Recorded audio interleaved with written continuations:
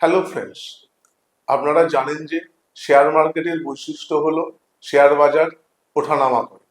যখন শেয়ার বাজার নিচের দিকে নেমে আসে তখন আপনারা ভীত হয়ে বাজার থেকে বিনিয়োগ তুলে নেন অথবা এসআইপি বন্ধ করে দিতে চান।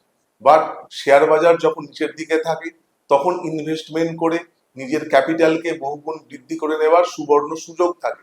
এই সময় ইনভেস্টমেন্ট করে অথবা ইনভেস্টমেন্ট থেকে নিজের ক্যাপিটালকে বহুগুণ বাড়িয়ে নেবার সুবর্ণ সুযোগ থাকে।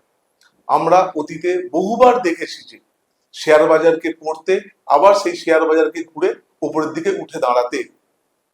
চলুন কিছু পরিসংখ্যান দিয়ে বিষয়টা বুঝে নেওয়া যাক। 2001 সালে ইউএসএ তে অ্যাটাকের সময় আমাদের শেয়ার মার্কেট 50%-এর উপরে ডাউনফল হয়েছিল। তার থেকে 27 মাসের মধ্যে সেই শেয়ার মার্কেটই 113% বৃদ্ধি পেয়েছিল।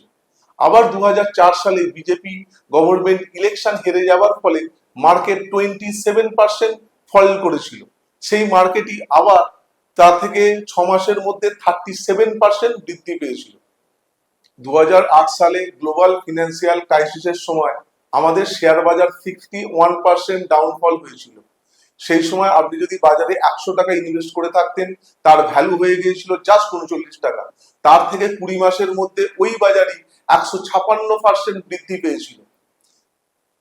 ভেরি রিসেন্ট টাইম 2020 সালে করোনার সময় আমাদের শেয়ার বাজার 40% ডাউন হয়েছিল। এই সময় নিফটি 7,500-এর নিচে নেমে গিয়েছিল। সেই নিফটিকে কয়েক বছরের মধ্যে 26,000 পয়েন্টকে টাচ করতে আমরা দেখেছি। এর থেকে এটা বোঝা যায় যে correction is temporary, growth is permanent. অর্থাৎ মার্কেট যখন ডাউন থাকবে সেই সময় ইনভেস্টমেন্ট করে নিজের ক্যাপিটালকে বৃদ্ধি করে নেবার সুবর্ণ সুযোগ থাকে। এই সুযোগটা মিস করবেন না। Thank you. Mutual fund investments are subject to market risk. Please read the offer document carefully before investing.